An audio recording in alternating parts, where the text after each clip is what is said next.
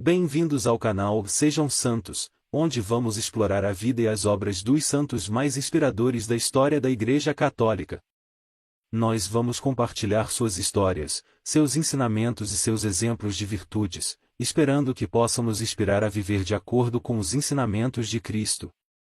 Então, se você quer aprender mais sobre esses santos e descobrir como suas vidas podem ser caminhos que nos levam a Jesus Cristo para nós hoje, inscreva-se no nosso canal e deixe o seu like. Inscreva-se hoje mesmo, divulgue nosso canal a seus amigos e comunidades e nos ajude o nosso canal para que possamos alcançar mais pessoas na divulgação a conhecer mais a vida dos santos. Onde a santidade é uma jornada diária. Faça parte dessa comunidade de busca pela santidade.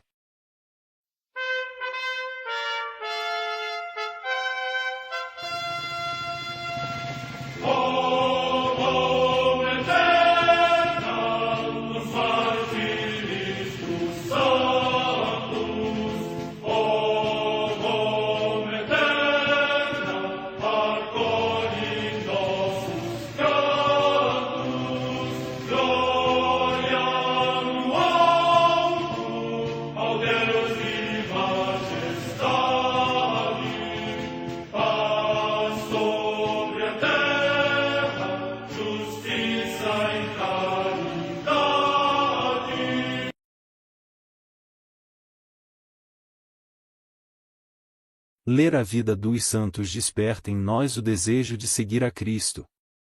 Através de suas vidas podemos aprender as virtudes, a sabedoria e o amor de Deus. Cada santo nos oferece um modelo de vida a ser imitado, como diz São Paulo na carta aos Hebreus, capítulo 12, versículo 1. Estamos rodeados por uma nuvem de testemunhas. A Igreja foi fundada por nosso Senhor Jesus Cristo não apenas como uma instituição, mas uma autêntica família. Os santos mártires, confessores, doutores, as virgens, os santos pastores e todos os demais santos são realmente nossos irmãos que nos precederam no caminho da fé e já estão no céu, para onde também iremos nós, pela graça de Deus. Portanto, sede santos, assim como o vosso Pai Celeste é santo. Mateus capítulo 5, versículo 48. Hoje, dia 9 de junho, celebra a Igreja a vida dessa grande beata, Beata Ana Maria Taigi, mãe de família e mística. A Santa Madre Igreja celebra também nesse dia os santos. Santo Efrem, diácono e doutor da Igreja, que exerceu o ministério da pregação e do ensino da doutrina sagrada primeiramente em Nísebe, sua pátria, depois, refugiando-se com os seus discípulos em Edessa, no Osroene, hoje na Turquia, após a invasão de Nísebe pelos persas, aí estabeleceu os fundamentos de uma escola teológica. Consagrou-se ao ministério com a palavra e com os escritos e tornou-se tão célebre pela sua austeridade de vida e doutrina espiritual, que mereceu, pelos excelentes hinos que compôs, ser chamado a cítara do Espírito Santo. Morte no ano 378. Na Via Nomentana, a 15 milhas de Roma, no lugar chamado Ad Arcas, os santos Primo e Feliciano, mártires. Data da morte incerta. Em Niceia, na Bitínia, hoje Iznik, na Turquia, São Diomedes, mártir. Data da morte incerta. Em Vernemen, no território de Agen, na Aquitânia, hoje na França, São Vicente, mártir, que, segundo a tradição, consumou seu martírio pelo nome de Cristo durante uma festa pagã dos gentios em honra do Sol. Morte no século IV.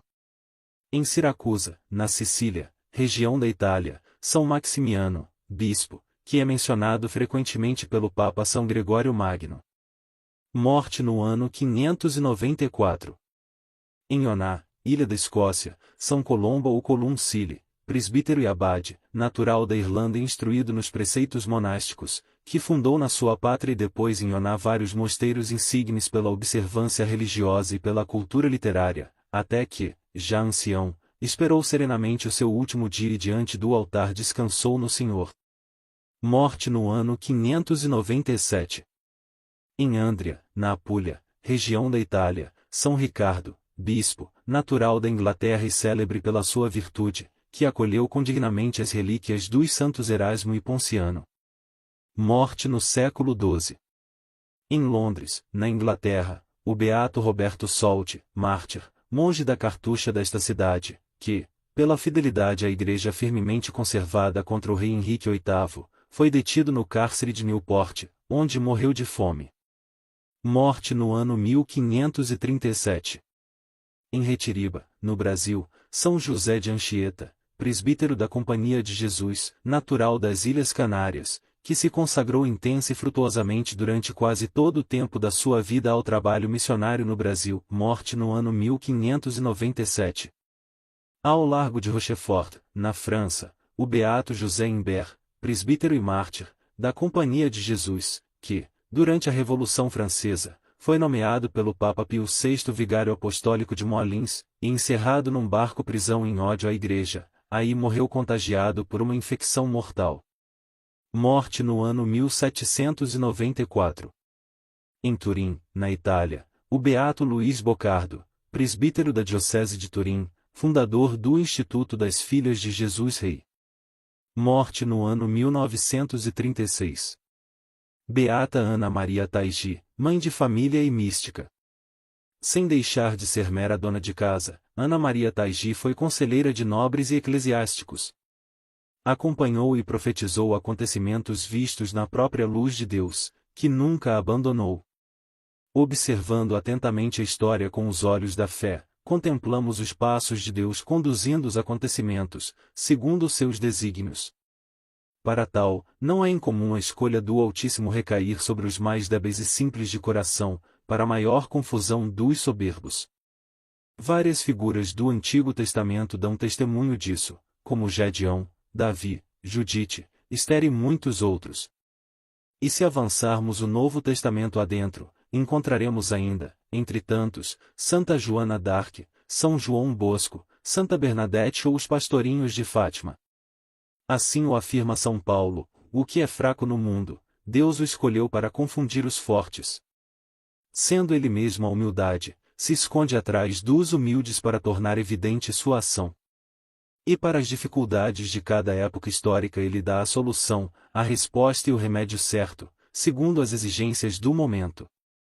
Para fazer face à irreligião e ateísmo crescentes nos fins do século XVII, suscitou o Deus, de diversos modos e em lugares distintos, almas de escol, a fim de reconduzir a humanidade que se perdia no pecado e na incredulidade. Entre estas houve uma que foi, sem dúvida, nas palavras de Louisville Willott, a resposta divina a todos os vitoriosos do campo de batalha, da política e das academias, e cujas orações, conforme a afirmação do cardeal Salotti, tinham diante de Deus mais poder que os exércitos napoleônicos, a beata Ana Maria Taigi. Infância no seio da honrada burguesia de Siena. Nascida 29 de maio de 1769, já no dia seguinte recebeu o nome Ana Maria Antônia Gesualda Gianetti, na pia batismal da Igreja de São João Batista, de Siena. Seus pais, Luigi Gianetti e Maria Santa Masi, procediam da pequena, mais próspera burguesia da cidade. Luigi herdara de seu pai uma conceituada farmácia, considerada como um dos melhores boticários de toda a Toscana. Durante 6 anos, Ana brincará despreocupada entre os vinhedos, ciprestes e olivais daquelas arenosas planícies toscanas, coroadas pelas rubras muralhas dos Roseirais, onde vivia a família Gianetti, em uma bela casa da rua San Martin. Filha única do jovem casal, a encantadora pequena crescia recebendo os primeiros ensinamentos cristãos da boa mãe, que modelava seu caráter, inculcando-lhe o senso do dever e da responsabilidade, sem fazer-lhe perder a alegria e vivacidade que sempre a caracterizaram. Entretanto, os anos de alegria duraram pouco, pois Luigi, de espírito imprevidente e extravagante, não tardou em ter de vender tudo a fim de pagar suas dívidas e abandonar a cidade. Na completa ruína, todavia com a honra salva, decidiu recomeçar a vida bem longe. E para tal escolheu a cidade eterna. Os primeiros anos em Roma. A vida em Roma trouxe uma mudança radical nos hábitos da família, que passou a morar em uma pobre e pequena casa no bairro Monti. Os pais de Ana viram-se obrigados a trabalhar como empregados em casas de família, ganhando tão somente o necessário para garantir parca alimentação. Nesse período, a pequena Ana foi matriculada na escola gratuita da Via Graziosa, sob os cuidados do Instituto Maestri Pai Filippini. Por suas maneiras distintas, espírito afetuoso e verdadeira piedade, a menina tornou-se a alegria das irmãs encarregadas da escola. Ali aprendeu lições de religião, leitura, cálculo e trabalhos domésticos, mas da arte da escrita só soube grafar o próprio nome, pois foi obrigada a interromper seus estudos devido a uma epidemia de varíola. Não mais frequentando os bancos escolares, viu-se na contingência de trabalhar a fim de ajudar nas despesas familiares. Empregou-se em um pequeno ateliê, onde cardava seda e cosia. Regressando do trabalho, dedicava-se às prendas domésticas. Ao contrário dos pais, mesmo na adversidade, a jovem mantinha um constante sorriso. Vida de vaidades mundanas. Com o passar dos anos, Ana tornou-se uma bela e vaidosa moça, sonhando em constituir um feliz e próspero lar. Interessava-se muito pela literatura romântica da época e era assídua na participação de festas e bailes. Em 1787, abandonou o trabalho no ateliê para empregar-se como doméstica no Palácio Macarani, onde trabalhava o pai. A patroa, a senhora Maria Serra Marini, satisfeita com a nova empregada, ofereceu ofício também à mãe, bem como alguns cômodos no palácio, e para lá se trasladou a família Gianetti. A senhora Serra Marini, encantada com a jovem, não cessava de elogiá-la, deixando-a cada vez mais vaidosa. Presenteava-a com os vestidos que não mais queria usar, e Ana os aceitava comprazida. A influência desta vida mundana, aliada a seu temperamento amável e extrovertido, ameaçavam sua honestidade, e só não caiu nos abismos do mal graças a seus bons princípios. Em 1790, se casou com Domênico Taigi, um servidor do vizinho palácio do príncipe Chigi. Fixaram residência em um pequeno apartamento na ala de serviço do Palácio Chigi, oferta do generoso príncipe aos novos cônjuges. Domênico se orgulhava da bela esposa, que se adornava elegantemente, fazendo-a ser admirada por todos nos bailes, teatros de marionetes e passeios. Ela levava a fidelidade matrimonial muito a sério, cumprindo todas as suas obrigações de esposa e tomando o marido como seu senhor, tendo-lhe uma inteira submissão afetuosa, suavizando aos poucos seu difícil caráter. Aos 21 anos nasceu-lhe o primeiro filho. Uma conversão plena e completa. Até então, nada fazia entrever o especial chamado a que fora predestinada pela providência. Pouco a pouco, contudo, a graça foi se fazendo sentir em sua alma. Sem explicação aparente, uma angústia e uma inquietação começaram a tomar conta do coração da jovem mãe, mostrando-lhe o vazio daquela vida. Em um domingo, passeando com o esposo pela colunata de Bernini, na Praça de São Pedro, cruzou ela com um religioso servita de Maria, o padre Ângelo Verardi, a quem nunca tinha visto. Os dois se entreolharam e o sacerdote ouviu uma voz sobrenatural advertindo: preste atenção nesta mulher, ela lhe será confiada um dia e tu trabalharás por sua conversão. Ela se santificará, porque eu a escolhi para ser uma santa. Ana percebeu aquele olhar fitando-a com profundidade, porém não o entendeu. Mas, desde então, começou a perder o gosto pelas coisas do mundo. Tentou aquietar a ansiedade falando com seu confessor, mas este se limitou aos conselhos habituais para as senhoras casadas: seja fiel e obediente a seu marido. Buscou, então, outros confessores. No entanto, nenhum conseguiu devolver-lhe a paz de alma. Por fim, decidiu visitar a igreja de São Marcelo, onde se casara, e encontrou um sacerdote no confessionário. Era o padre Ângelo Verardi. Ao ajoelhar Ana para confessar-se, o sacerdote ouviu de novo a mesma voz: olhe-a. Eu a chamo à santidade. Cheio de alegria e satisfação, disse-lhe ele: e afinal viestes, minha filha. O Senhor vos chama à perfeição e vós não podeis recusar o seu chamado. Contou-lhe, então, a mensagem recebida na Praça São Pedro. Finalmente Deus concederá àquela alma escolhida a graça da conversão. A partir daí, renunciou a todas as vaidades do mundo e não participou mais de diversões fúteis, encontrando maior consolo e alegria na oração. Início de uma nova vida. Começava para esta bem-aventurada, de condição simples e desconhecida, uma vida de oração, penitência e austeridade. Visões, revelações, sofrimentos, curas e milagres serão agora o seu cotidiano, sem nunca deixar de cumprir seus deveres de esposa e mãe. 7 crianças abençoaram aquele lar, sendo 3 meninos e 4 meninas. Entretanto, quis a providência levar 3 deles ainda pequenos. Como mãe extremosa, velava pela educação dos pequenos, transformando a casa em um verdadeiro santuário. A ordem reinava em cada canto. Nas paredes, símbolos religiosos dispostos com gosto e piedade.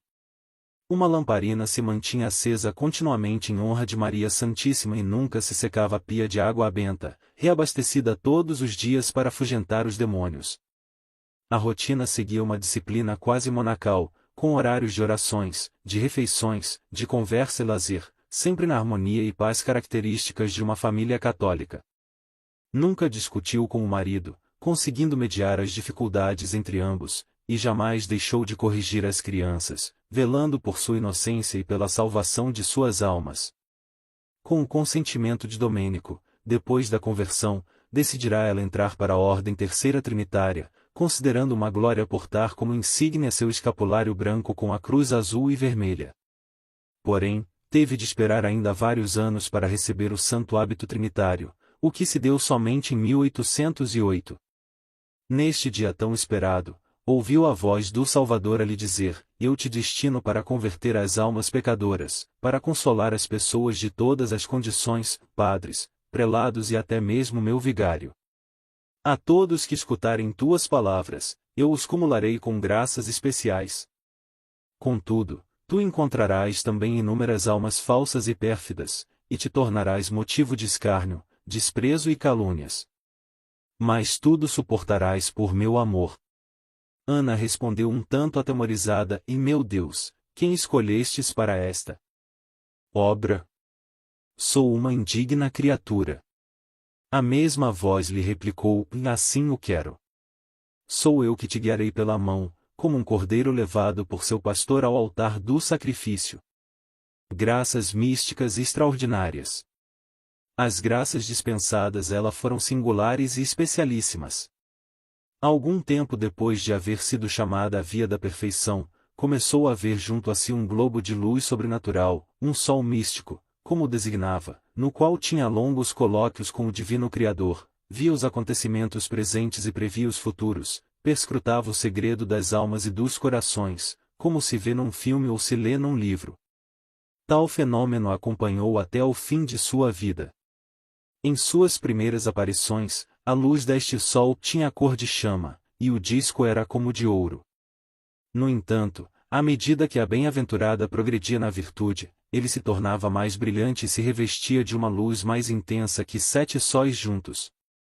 Tal resplendor ficava diante dela a uma distância de 1 metro e a uns 20 centímetros acima da sua cabeça. Havia uma coroa de espinhos circundando, horizontalmente, todo o diâmetro do globo, e desta desciam 2 espinhos compridos, um à direita, outro à esquerda do círculo, cruzando-se com as pontas arqueadas para baixo. No centro da esfera havia uma mulher sentada, majestosa e com a fronte erguida em direção ao céu, contemplativa, brilhando com a mais viva luz. A respeito deste fenômeno sobrenatural, testemunhou o cardeal Pedicini, que conviveu com Ana e foi seu confidente por 30 anos, durante 47 anos, dia e noite, em seu lar, na igreja ou na rua, ela via, em seu sol, cada vez mais brilhante, todas as coisas físicas e morais desta terra. Ela penetrava nos abismos e se elevava ao céu. Ela via os lugares, as pessoas tratando de negócios, suas vias políticas, a sinceridade ou duplicidade dos ministros, toda a política subterrânea de nosso século, assim como os decretos de Deus para confundir os grandes personagens. Ademais, ela exercia um apostolado sem limites, conquistando as almas, em todos os pontos do globo, preparando o terreno para os missionários. O mundo inteiro foi o teatro de seus trabalhos. Via ainda, em seu globo de luz, as almas que se salvavam ou se perdiam para sempre. Se alguém se aproximava dela em estado de graça, a luz ficava mais intensa e ela sentia o perfume da virtude. Se, ao contrário, era uma alma pervertida, o globo ficava em trevas e ela sentia o mau odor do pecado. Era procurada por gente do povo, nobres, diplomatas e eclesiásticos, que lhe pediam conselhos para os mais variados campos da espiritualidade e da vida humana. Por mais que lhe oferecessem algo em troca de sua ajuda, recusava com total despretensão e humildade, dizendo: "E não sirvo a Deus por interesse. Eu me confio a Ele, que provê, a cada dia, minhas necessidades." Todos a respeitavam e a temiam, pois refletia em seu próprio físico a nobreza de sua alma e uma simples doméstica com porte de rainha. Dons especiais, curas e milagres, visões e previsões. Arrebatada em êxtase a qualquer momento ou lugar, também padeceu toda espécie de enfermidades, ficando acamada por longos períodos, sem poder ir à igreja. Recebeu, por isso, autorização do Papa Gregório XVI para ter um oratório privado na própria casa. Inúmeros foram, também, os fatos da vida comum de todos os dias a atestar seus dons especiais, sobretudo os de cura e milagre. Um dia, por exemplo, sua neta colocou um caroço de ameixa num olho, perdendo praticamente esta vista. A beata, fazendo o sinal da cruz no olho da menina, com o óleo da lamparina que mantinha acesa em casa, curou-a a ponto desta já poder ir à escola no dia seguinte. Seu esposo também foi objeto de sua ação miraculosa, quando em uma manhã de inverno teve um ataque apoplético, estando na igreja de São Marcelo. Com suas orações, Ana lhe obteve a cura prodigiosa e instantânea. Em seu misterioso sol, ela previu vários fatos, entre eles a eleição de muitos papas, posteriores a Pio VII, e predisse com antecedência acontecimentos que teriam lugar sob seus pontificados. Um deles, digno de nota, foi quando, ao rezar na Basílica de São Paulo Extramuros, tomada por um êxtase viu o cardeal Capellarari, ali presente, como futuro Papa com o nome de Gregório XVI. E assim se cumpriu. Do mesmo modo anunciou a eleição do padre Mastai Ferretti, como Pio IX, em um rápido conclave de apenas 48 horas, e previu todas as tribulações daquele pontificado, quando este sacerdote ainda estava na nunciatura do Chile. Apesar de sua pouca instrução, falava dos mistérios de nossa religião com a profundidade de um teólogo. Deixava os mais doutos surpreendidos, dando respostas precisas e com justeza teológica. Por ela não saber escrever, era Monsenhor Rafaeli Natali, principal postulador de sua causa de beatificação e que vivia junto à família Taigi, quem anotava as alocuções e mensagens divinas recebidas pela beata. Vítima de amor pela Igreja até o fim.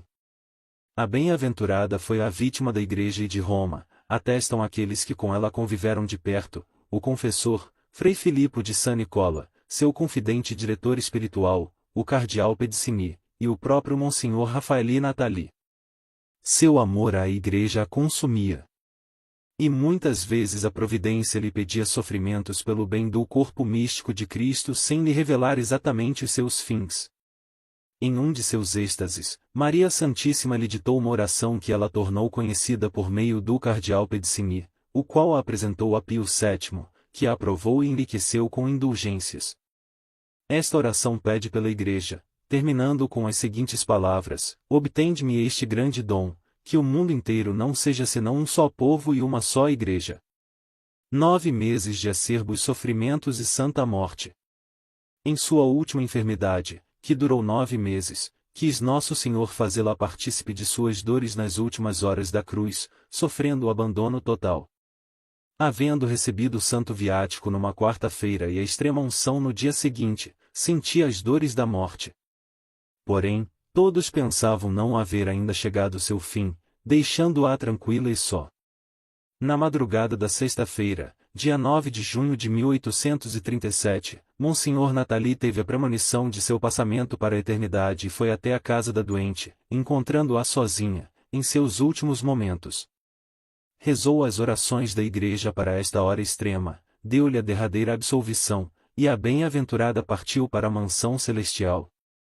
A vida de Ana Maria Taigi foi uma resposta divina ao racionalismo e ceticismo então triunfantes, ao orgulho dos poderosos e ao materialismo do século, e Deus resiste aos soberbos, mas dá sua graça aos humildes.